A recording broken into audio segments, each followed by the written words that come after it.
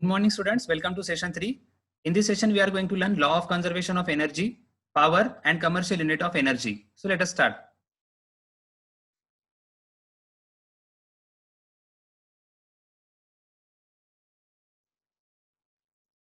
So let us begin with the law of conservation of energy first. Now, what does the statement says? Energy can only be converted from one form to another. It can neither be created or destroyed. The total energy before and after the transformation remains the same. Or we can also say that potential energy plus kinetic energy is equal to constant. So for this, we are going to discuss one simple example that you can observe at the right of your slide. The ball is moving from top to bottom and again from bottom to top. We can say that when ball is at the top position, it is at rest position. So the energy possessed by that object or ball is potential energy due to the position. And when it is dropping down or when it is moving in the downward direction, it is having certain motion, and the energy due to motion is called as kinetic energy.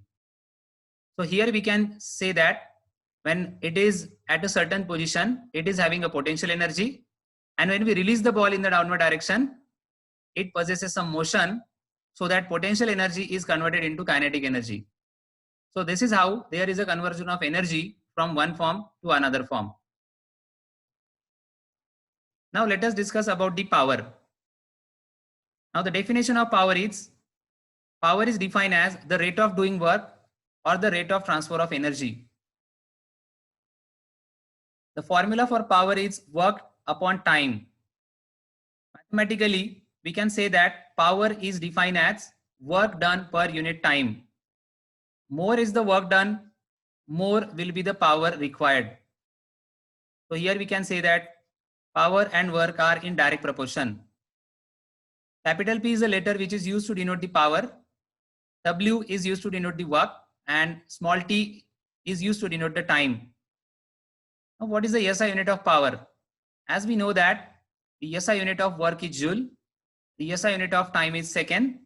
So the unit of power is joule per second, which is also known with the name of scientist James Watt.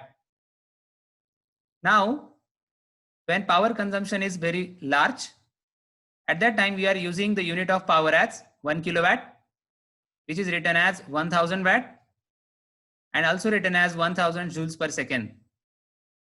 Now let us discuss the last concept, commercial unit of energy.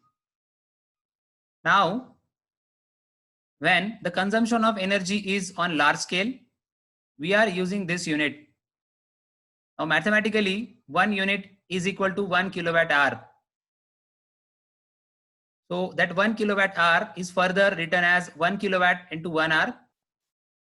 1 kilowatt is written as 1000 watt. 1 hour is written as 3600 second. Multiplication of both gives us a large number, but it is written in the standard form as 3.6 into 10 to the power 6 joule. Now how this joule came here? Because we know that watt is written as joules per second. So second and second get removed and the unit is joule. So 1 unit is written as 1 kilowatt hour, which is equal to 3.6 into 10 to the power 6 joule, which is used as a commercial unit of energy. So here we'll stop. Thank you.